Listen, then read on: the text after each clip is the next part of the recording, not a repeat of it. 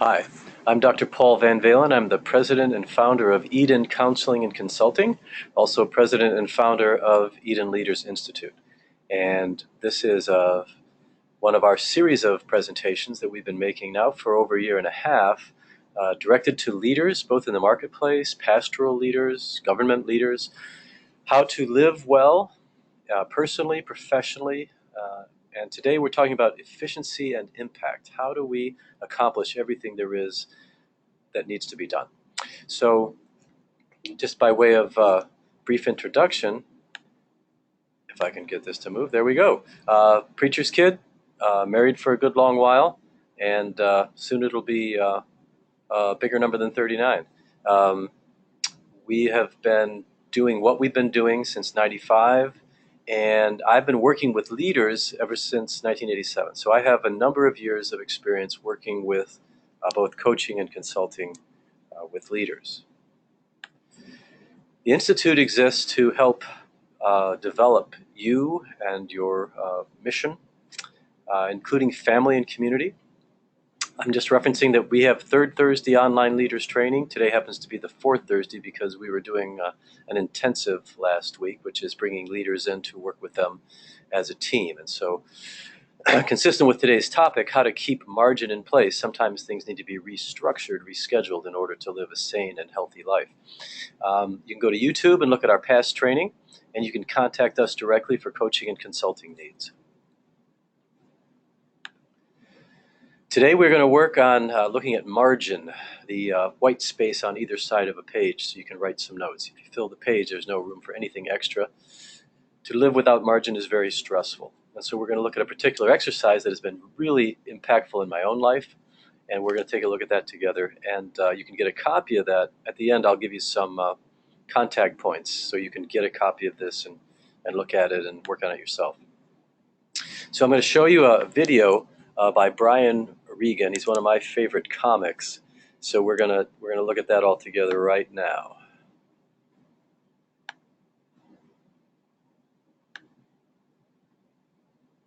I'm wearing new contacts. I just had my prescription changed after 6 years. You ever wait that long? Then you get new lenses. You're like, man, I could have been saying things. How can instantly improved vision not be at the top of your to-do list? I'll see tomorrow. I don't have time. I don't have time to see clearly. No, I don't. No, I can't do that. You see what's on my desk? I don't have time to see clearly. Do you see what's on my desk? So that's a pretty comical view of a very real problem. Don't have time to get done what is needed to get done. And often self-care is the first thing that we sacrifice as we're moving toward mission completion. So what are the barriers to impact? Or another way of looking at this is efficient efficacy, to be efficacious, to be effective efficiently. What are barriers to that? And we may not know how to do it. We may be inexperienced in whatever new thing we're trying to do. Our own personal stress will get in the way. We become less efficient when we're stressed, even though we're trying to pile more and more on.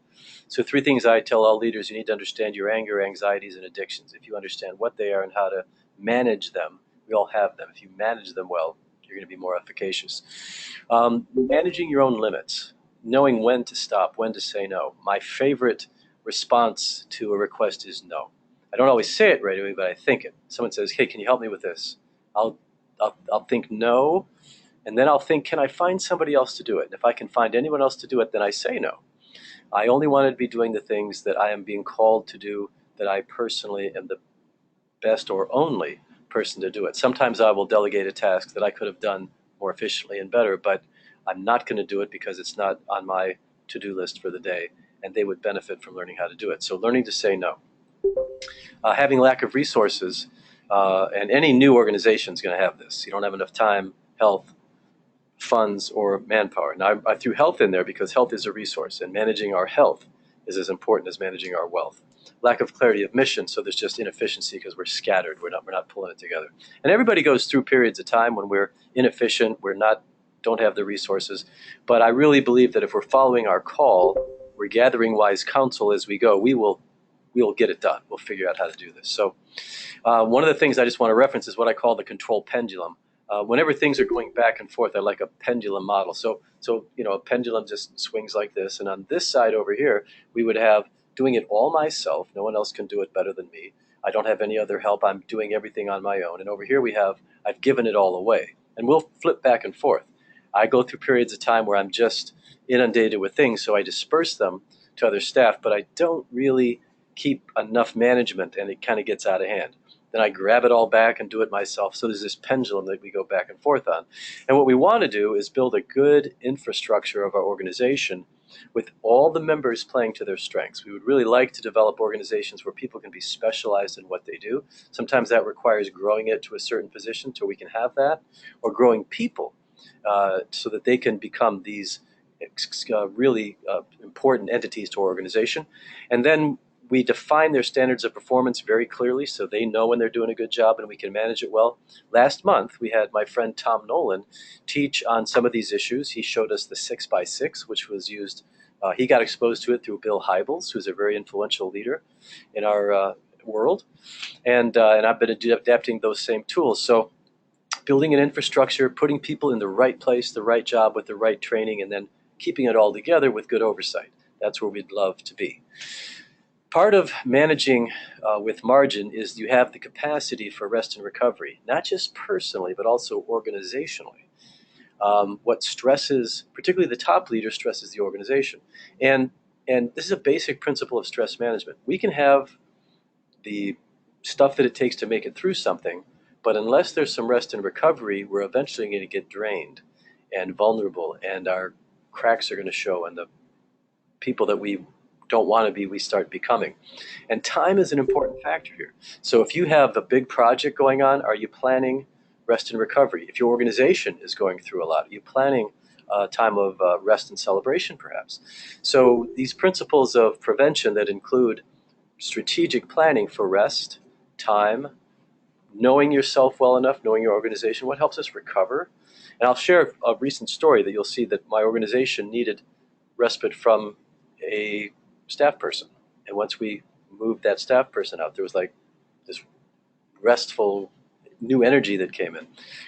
In terms of personal life, exercise, food, mindfulness activity, where you're focused in just on one thing, and then a weekly Sabbath, which is a basic biblical concept, a monthly getaway. So a Sabbath is a weekly experience of time apart, time for rest and recovery. A monthly getaway, if you're married, might be you and your spouse taking a day in addition to Sabbath and just having some fun, or taking a day yourself and extended study or whatever it is that you need. Semi-annually, non-working holidays and vacations, and a big vacation once a year. Scheduled strategic times for rest and recovery. It took me a long time, but now if I have a really busy week, I take a couple days and carve out free time. I didn't used to do that. I used to just plow through. Age maybe got the best of me. So I don't have time. That's what I always hear. Don't have time to see. That was Brian Reagan. Don't have time to rest. Don't have time to plan. Don't have time to recover. Don't have time to study. Don't have time to prepare. The list goes on and on. We want to see that change. So just an illustrative story. Eden is going through some changes. My organizations are going through some changes. A key individual got into a health situation, and we needed to move her out. While I was hoping she would recover to be able to continue her role, it became kind of caustic and toxic, the environment. Things not getting done, other people having demands made of them. So we were dealing with a really negative environment for us. We usually have a positive environment. And so I was pondering this, what do I do? Because this individual had critical information that no one else had. And one of the problems was I had hired an individual that she was to train, and it hadn't happened. So here we are sitting and got really good manpower. They're starting to get burned out because lack of clarity, lack of smoothness, you should have done it this way, just a lot of negativity, and a key individual that couldn't or wouldn't, I wasn't sure which, disseminate this information that was needed. So I needed to know, so what's it going to cost me to transition? And I let this go on for too long because I just didn't know what to do until it finally dawned on me I knew a consultant. There at the fourth bullet, I knew a consultant I could hire who could help me sort this out. And this is something that we need to always look at. If I don't have If I'm stuck, what will get me unstuck? So hiring a consultant is a great idea. I brought her in, she reviewed systems, and she said this and this has to change, and we did it. And so we're in the process now of making change. So we still have to, like going down through this checklist, we have to set realistic goals for several things. Where do we want to end up? What are the what are the stepping stones? What, short-term goals and so forth. What's a realistic time for transition? Because as a leader, I don't want to be leading people into a false place. You lose credibility as soon as you are saying, well, we'll be done by in 6 months, and 6 months comes and we're full of excuses. So we do the best we can to really realistically guide people, give them realistic expectations, and there's less stress. We have to look at our resources. And in my case, I've had to often fire somebody to make space for growth. And there's a really, really good book, Necessary Losses. I'll reference that at the end, by Henry Cloud. And in fact, we'll talk about it in a minute. So we have to deal with our losses in order to grow. A pruning principle from John 15. And then we have to train as needed. And this is where I find many small organizations falling short. Not necessarily big organizations. When I was in the Army, they knew how to train, and we trained and we retrained, and that was great. But in my small organization, where we just have enough manpower to keep things going, training is often an issue, and it may be for your organization as well. So just to review my own story for some of you that haven't heard this, the most difficult times of my life have been due to running this company that I now run. Early on, I didn't know what I didn't know. There were some administrative problems. I went through a 3-year window of significant stress and challenges. In 2008, it was different kinds of losses, but also having to release somebody that had been with me for years, some health issues piled up too high, and I fell into a negative state again. So in each of these situations, there was an opportunity to learn from it, grow from it. And in 2012, I hired my friend Tom Nolan, who spoke last month as a coach. And we met, it was very intensive coaching, more intense than most coaching experiences. So we met for an hour a week for a year, and then got together face to face for at least one day. But since he lived in Long Island and I down in Virginia Beach, it was really a weekend. And so once a month, we planned a weekend together, brought our spouses, they're all friends, and we're all part of the consultations. Becky benefited tremendously from being part of this journey. And Tom's wife, Linda, has a lot of organizational experience and insight, really a great dynamic. God really provided a wonderful thing for us. In the course of doing that work with Tom, he presented several models for me to work with. One of them is 6x6 and the needs and values surveys. And he introduced last month the creating capacity by eliminating low-value activities, which we're going to look at specifically today. So we're going to look at that today. So out of this process, you're going to hear my story of new insight, new changes, and I am way more efficient, way happier than I was in 2012 when I first hired Tom. I was actually doing much better just a year and a half after that. So I feel like I've been relatively stress-free for me, relatively worry-free, with almost no anxiety. And I come from a long line of anxious, perfectionist, hard-driven people. And I really think it's taken these kind of rough periods of time and the wisdom of others to help me craft a human being that I like living in my own skin way better than I did before. So Necessary Endings, I referenced this book. He does a masterful job. Henry Cloud is a very good author. He now is consulting with very large organizations, making a ton of money. He made his first $1 billion with the Boundaries series that he wrote with Townsend. So Townsend and Cloud, those Boundaries books, some of you know about that. But I think his best books are Necessary Endings and Boundaries for Leaders, which I thought was going to be a rehash of his old boundary stuff. It's not. It's really good stuff for leaders. So those are two really good books. And we're talking about creating capacity by cutting low-value activities. Something's got to go. And so we go to John 15, the metaphor of the vineyard and the vine.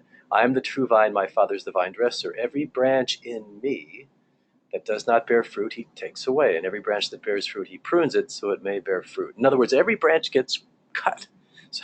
And so if we use that metaphor and apply it to the physical body, there's a lot of pain there. But there's also always pain when we're pruning our organization or our calendar. Something's got to go. And so this is about trying to decide what should go so there can be growth. How do I make that decision? And so we're going to look at this, and we're going to look at heart, impact, growth, and obligation. I'm going to pull up the form itself. I'm going to walk us through a little bit. Let me just take a peek here and see who's in. We now have some participants, and you may want to pull up the form that we sent out. Hopefully you got it in the email. And there's a chat bar, and I'm going to try to leave that open. It's just as far as a presenter, it begins crowding my screen, but I'm going to take a look. And if you wish to make a comment or ask a question, please do. We got some of that last month. That was great. And I actually want to walk you through this, so feel free to let me know if it's clear, not clear, okay? So I'm going to take a second here and find my creating capacity. And so here we go. This is the actual form that was sent to you. If you have the one with modifications, you'll have down here in the lower right /hours. I sent it, Maribel, a 2 kind of late yesterday. I'd made some changes, just some editing. And what I've done is just begin filling out some samples we could talk about. So, but let's just take a look at the directions here. So, and I'm just going to read it just so we're all on the kind of the same page. I'm trying to get a thing that's on my screen because I'm presenter. There, I just moved it. So margin's about having excess time, energy, and money left over at the end of the week, month, and year as you wish. I would say at the end of the day also, at the end of the day, depending on what's going on. So I would say, let's say day, so margin daily, weekly, monthly, and annually. To use as you wish. This excess capacity enables you to begin to discover the opportunities around us and to have the resources, emotionally, physically, financially, spiritually, to address them. When you're just stuck in a rut, you don't look above the rut, you don't see what the possibilities are. Margin enables us to do life at a pace that lets us listen to God's calling and direction. In what area of your life do you need to work at opening up margin? And so the answer to that question, how do I know if I need to open up margin? Am I anxious? Am I irritable? Am I pressed for time? Am I always late? Am I having difficulty with my own motivating my team? Any of these things might suggest time to look at cutting something up. So there are 2 steps to creating margin. The author writes, eliminating the low value things from your life and overlapping the high value items. And I'm going to give you samples of both in my own experience. So here's one model to help you eliminate lesser priority items from your life. Using the grid below in the left-hand column, list all the activities you regularly allocate time to. I'm going to push this up so you can see this. Then across the 4 columns, score those activities based on how valuable they are to you. Now, what I'm going to do is jump right from here into one that I did in 2012 so that you can see, come on, where are you? Here we go. So that you can see what I worked on. And I'm doing it a little differently now. So I've tried to edit this old form to look more like what I gave you. But what I did last week for myself is way more elaborate than this, and I'll share that with you too. So you have heart. How do you enjoy it? Does it bring life to you? Impact. Is it impacting some significant factor around you? And the author suggests eternal impact. Really, does this have long-standing value? Growth. Are you growing and learning? Back to me. An obligation. Do you have to do this? And if you don't do it, so obligation. A high obligation would mean if I don't do it, something's really going to fall apart. So this is me in 2012. I was counseling, if you can follow this, I was counseling, activity on the left, up to 55 hours a week on the far right. You see it? I'm moving my cursor. So counseling, 55 hours. So most of my time was spent one-on-one, family, couples, and I was losing heart. It didn't have a 4 or 5. I was doing so much of it, and the reason I was losing heart was there were other things that I wanted to do more of. And those are the 5s and 4s. So I do believe it had impact on the lives and on generations. I believe that what I do affects generations, so it has good impact. I was not growing much because it was kind of, after doing something for 30 years, you kind of have it down. But it was high obligation, at least I perceived it that way, because it was both financially, reputationally, and organizationally required of me. So I was doing, so the score, this number here, if you can see my cursor, is 15, which is just moderate. But a big chunk of my time. So exercise, looking at exercise. Second line, far left, exercise. Love it. Impact on my health, it would be a 5, but on the rest of the world, not that much. But if I were to fall out because of sickness, so I gave it a 2, you could give it a 3. Growth, 4 might even have been generous in terms of the impact exercise had on my growth. And I felt it was really important, so I gave it a 5, even though in my week, I didn't give it a 5. Do you follow how that goes? High obligation, but we don't really do it. Don't have time. So I was averaging, this averages a 16, a little higher than my actual work, and I was only giving it 4 hours a week. Would have loved to have given it more. Teaching. Now, this has to do back then with we have students in Eden, and they don't, back then, didn't really contribute much financially. I loved it. I felt it had huge impact on generations of counselors. I grew tremendously from it. It was a low obligation, so it got a 17. So you can see how these numbers can kind of be the same, but you have to look at the rows to make sense of why are they what they are. And I was doing about 3 hours a week. TV, watching television. I couldn't say I really was all that passionate about it, nor did it have any impact, nor did it provide any growth, nor was it an obligation. And yet I spent 9 hours a week doing it. It was just sort of escapist. Sometimes Becky and I would do a date watching TV, that sort of thing. But it really wasn't a high priority. Only got a 5.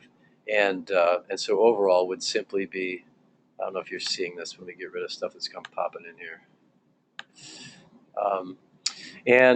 Supervising students, again, not real high, give it a 13, 3 hours a week. Networking, which is marketing, developing, pretty high, not much time spent on it. That needed more time, from my opinion. Study, which I love, not much time. I think I needed more time for that. Just taking care of my hygiene, that's just bathing and dressing and stuff like that, and home maintenance. So I looked at that and I said, okay, so what am I going to cut out to be able to do what I really loved? Because I had a vision for working more with leaders. We were doing it, but I just wanted to do it more. So I don't even have coaching and consulting on here, which I do have now. So I looked at that and pondered it. My wife did this, and she said, you know what? I could cut back on FaceTime. I could cut back on TV. I could cut, she listed several things that were of low impact, low growth, low obligation. Yeah, she could cut it out, no problem. I looked at this and I said, well, I could gain a few hours from TV. Don't want to give up teaching. And so we processed this, the 4 of us, Tom and Linda, Becky and I. I'm wrestling with it. And I don't think in a meeting I came up with the big aha. But as I prayed about it and as I just considered this, I decided I have to give up counseling. I may have announced it in that meeting even, but I didn't know how to do it. I said, I have to cut back on counseling. It's 55 hours a week. However, it is the main way that revenue is brought in, both to me personally and to my organization. What do I do? So there is a happy ending to this story. So these were the things I said. I did not, just for your notice, I totaled 95. There's 168 hours in a week. I did not explore administration time, sleep, socializing, commuting, and other hobbies in this mix. So I had 73 hours not accounted for in this grid. And theoretically, sleep should have been a big part of that. And so, you can see I just was running short on time to be able to grow. I'm very interested in my own growth. So TV and counseling were the only 2 I thought I could do anything with. Didn't know what to do, but I knew if I could reduce the counseling I was doing and increase, we call them higher capacity clients in our consultation, leaders, people who could make change quickly, who would influence influencers, that I would have a bigger impact, probably would grow more myself. And so I wanted to get more into executive coaching, and something I was calling faithful leaders back then, we've since retagged at Eden Leaders Institute. So the upshot is, it took me, here's the happy ending. I began just cutting back. I had to go by faith. I don't know what I'm going to do. I believe I'm supposed to do this. So I stopped taking new clients, just stopped. And so by attrition, got down to 40, 30, 25. And then once I got down to about 30, I had 10, 15 hours more to think, plan, network within my organization. And I came up with a plan that has been really, really useful. So I had to cut back on the counseling in order to grow myself. And you'll see what I'm doing now is what I want to do. But I also was able to overlap supervision, teaching, and something that falls under counseling but isn't on this grid because it wasn't on my radar, assessments, testing. And so what I've developed is a training program that brings revenue into the company by training all of my students who are in psychology, social work, and counseling to participate in a testing program. And I won't go through the boring details, but the upshot is that my time with my students' time is bringing in 30% more revenue into the organization, and I have 50% more time available to other activities. And so this was a result of Tom and Linda and Becky and I working, praying, God revealing some things, and I can honestly say my typical week is much more satisfying. I wasn't unhappy or dissatisfied. I'm just much more so. I don't want to be average. That's not my goal. So I'm much happier. I'm much more fulfilled. And I believe that what I'm doing, the proportion of my time that is impacting generations is bigger. So that's the happy ending. But I had to be willing to just cut. I didn't know where it was going. I just had to trust and cut. And then once I had time to think, and so there are times when we have to take a sabbatical, or we get sick, we have to take time off, or we need a vacation, we have to take it. And maybe spend some of that time thinking and meditating and maybe doing this exercise and taking a look. So I wanted us to look at that, my example of it. And now I want to go back and, where did you go? I want to go back to here. So I just put some samples in here. I want us to walk through this a little bit, take a little time with for instance, kind of person. And I would like you to pull yours out. And if you're doing this online, stop, look up our resource, and do this with me. So let's say we have different people in the audience. Sometimes we have people who are in pastoral ministry roles. We have people in marketplace roles. We may have people in governmental roles, or you may be an entrepreneur. You have a small company. You're the leader. So let's say you're a pastor preaching preparation. In the best of times, a pastor might say a 5. However, I've talked with pastors who, in the worst of times, it was a 2 or a 1. Because they're getting burned out, not getting creative ideas, and with impact. Hopefully, if a pastor is providing strong messages to a listening crowd, that would be a 5. Providing tremendous growth for the individual as well as the organization, it would be high obligation. And so the ideal would be that it would be 25 score, like the highest, and I don't know how much pastors typically spend. Let's say this one spends 15 hours. So it's a big chunk of the week, but it's a big part of their primary role. Now, in difficult times, and with this kind of thing, it'd usually be the heart that's starting to drop off. Later, with the heart dropped off, you're going to see lower impact and with less motivation to study, lower growth, but obligation always stays high. So in the worst of times, an individual might rate this as an 11. Huge difference between 25 and 11. And another thing you can do with this is, just as you do it, really genuinely ask yourself, well, how do I feel about this? What kind of impact is it having, and so on. Be really honest with yourself. So let's say a business person, just to show how you might do some of these, has to do marketing. And there's a variation of this for those of you that are pastors as well in terms of your own development. So it's combination of planning your marketing, implementing your marketing. Let's say you love this, and it's a 5. But the way you're doing it and the amount of time that you have to spend on it is limited. But you still give it a 5 because if you did more of it, it does have impact. And you pretty much know what you're doing, but you're creative, so there's a growth component, and you have to do it, but you're only spending 3 hours a week. This is what happens to entrepreneurs with this. I could easily score this. So I did this wrong. So it's 3 hours a week, but the overall score is 19. So it has high value, high impact, but I'm only spending 3 hours on it. I actually added the hours piece as I was deciding to teach this today. I thought that's a particularly important component. So here the guy would be saying, or the woman would be saying, how do I get more time for this? And hence the nature of this exercise. Training staff often goes down. And let's say the person really likes it, has high value. It has tremendous impact on their organization, at least. They know what they're doing, but they still like to be creative, and it has high obligation. And so I'm going to paint this as a good scenario. Let's say the person's job is to develop other people. So for a pastor, this would be developing elders, developing lay leaders, developing staff. For an entrepreneur, developing your team. For a governmental leader, the heads of agencies. And let's say you're really devoting a good bit of time to it. You're spending 10 hours a week, and this is something that is a 15, 19. So that would show good balance. It's important, and I am devoting the right kind of time to it, and so on. So you may be involved in sales, and there may be other activities, fundraising, and so forth. Then we move into personal stuff. I showed you exercise. I'm also a musician. You may have outlets that you need to develop for yourself.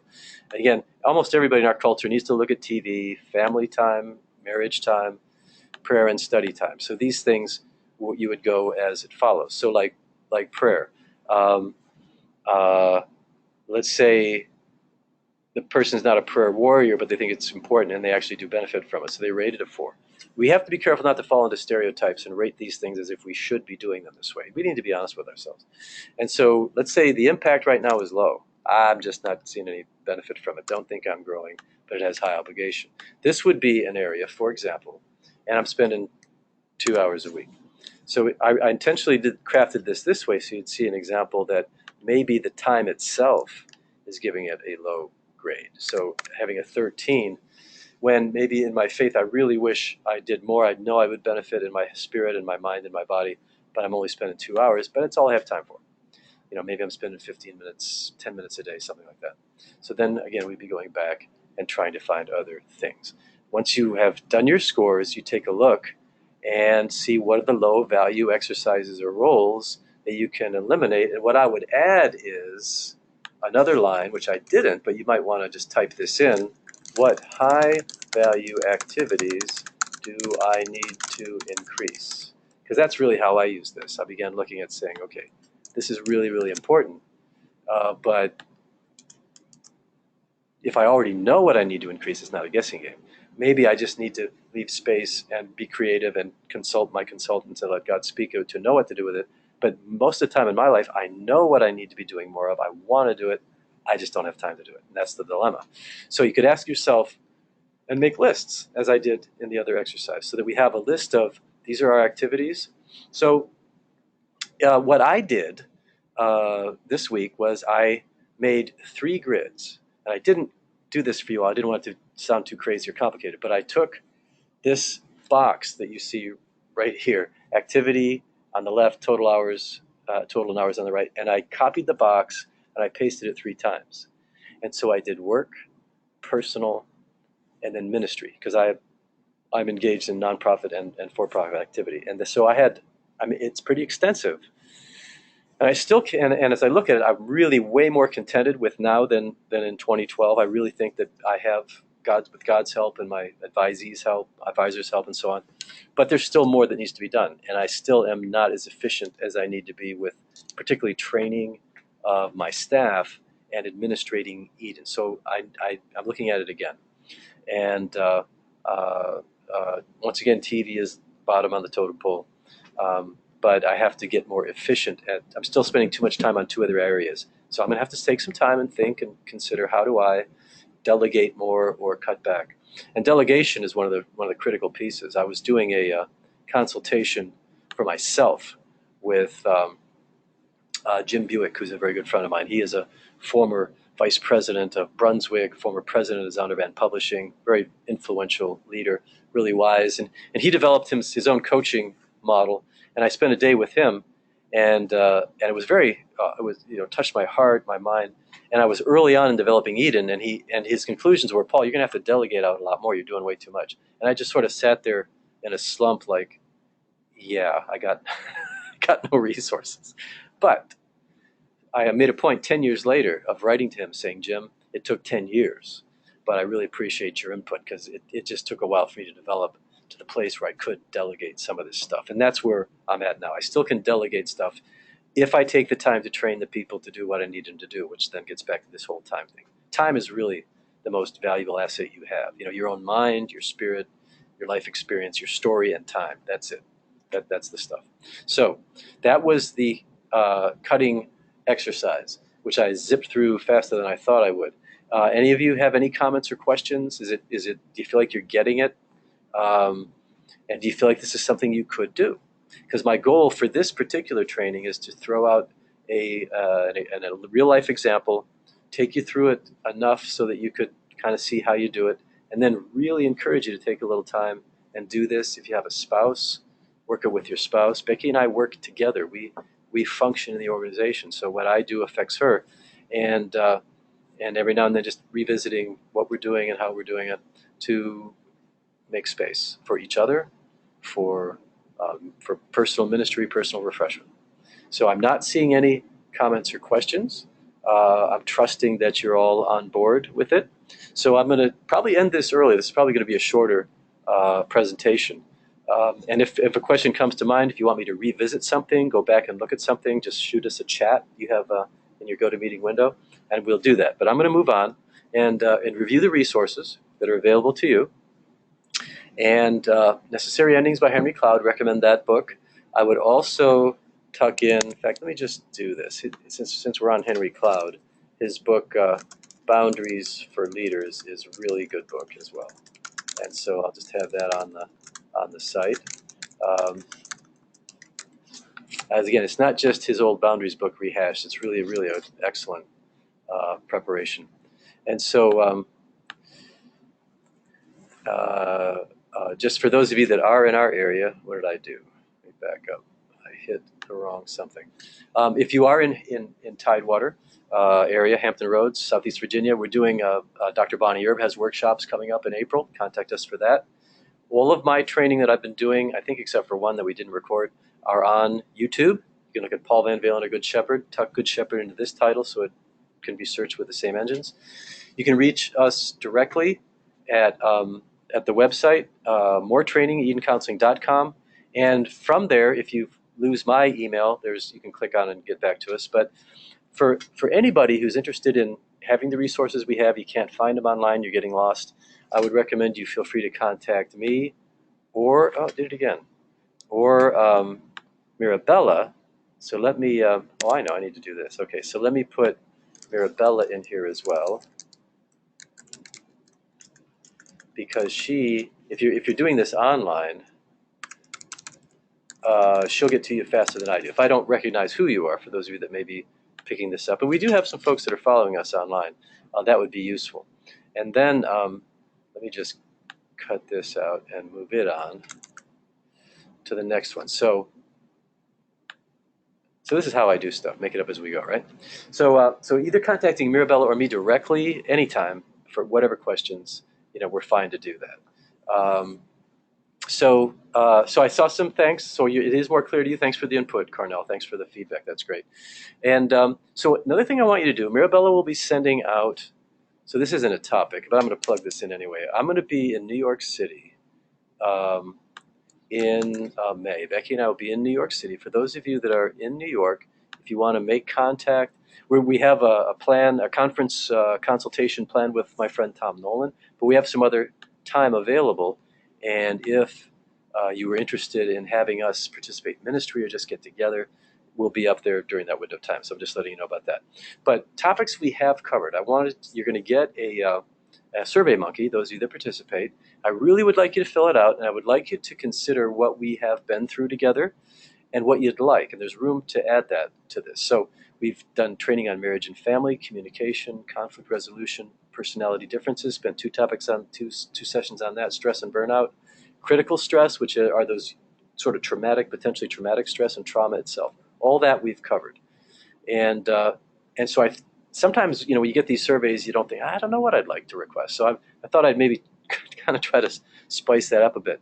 So I just thought of this morning, and there are a whole lot more topics, but between the Eden Leaders coaching team, which consists of Tom Nolan, who you met last week, me, Bob Groves, who is an expert in organization and management. He's a John Maxwell trained coach, and Dr. Richard Kidd, who's one of the smartest guys I know and just has some great stuff to teach about discipling and mentoring, and are some topics here. So looking at where we're at in life, so if you're a young person, how do I make sure that I start well toward finishing well? If I'm in midlife, that's a whole big topic. When you're in the middle, Bill Hybels said in his satellite conference a couple years ago, that's where the danger is. When you start out something, you're excited, you're exuberant. At the end, you see the end in sight. In the middle is when things start cracking up. So we certainly could look at that. And so I'm seeing some response to that. Yeah, feel free to react right now. That's great. Thanks. So organizational excellence, we have a whole lot we could look at here. How to create clear standards of performance. How to clearly define our mission, vision, and values. And then the whole area of development. Some of you are in nonprofit environments. How do we fundraise? If you're in a for-profit environment, how do we really strategically plan to grow from an economic as well as numeric standpoint while maintaining quality? So that's always an issue. Building healthy infrastructure. So when you're growing, healthy infrastructure first, so your growth is controlled and you end up with a healthy organization.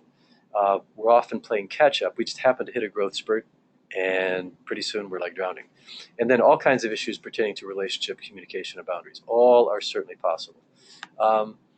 So how to incorporate training in the daily work activity, that's an ongoing challenge. And those of you whose spouses work together, could be a family-run business, could be a ministry, lots to say about that.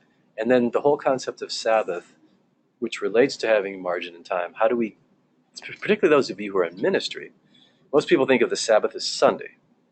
But if you're in ministry, you pack your Sunday full of stuff. Maybe you take a nap, maybe you watch a little TV, but that isn't really Sabbath. So those are all topics that we could kick around. I've already heard a vote for life phases. We accept all input. We think there's value. If anybody is interested in something, we usually are willing to pursue it. So thank you for your time today. We're a lot shorter. Buzzed right through this. Again, if you have any questions or comments, get back to me. Be happy to assist with this. This is how you can reach us once again, anytime, any place. So have a great day. I will be back next month, very likely to talk maybe about various phases of life. If there's a particular phase you want us to address, let us know. There's a lot to be said about everyone. God bless. Bye-bye.